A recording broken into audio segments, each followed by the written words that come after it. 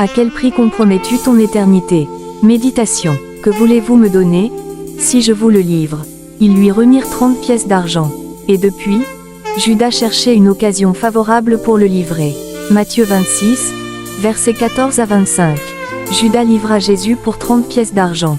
On s'insurge contre cet acte, car pour si peu, il a livré Jésus qui, depuis le début de son ministère public, n'a fait que le bien.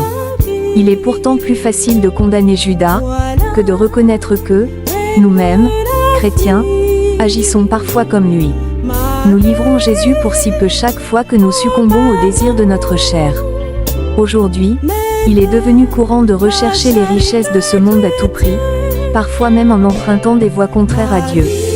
Pour si peu, nous compromettons la vie éternelle qui nous est promise.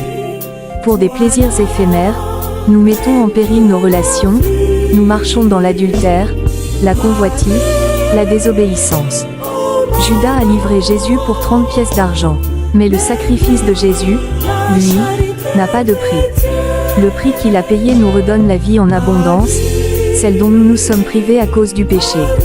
Aucun de nos actes ne peut égaler cette rançon. Alors aujourd'hui, examinons nos vies. À quels endroits agissons-nous comme Judas? À quel moment banalisons-nous ce sacrifice, au point de mettre en péril notre éternité? C'est le moment de déposer tout cela aux pieds de Jésus, dans un cœur sincère de repentance. Janice Alemeyam Thieu.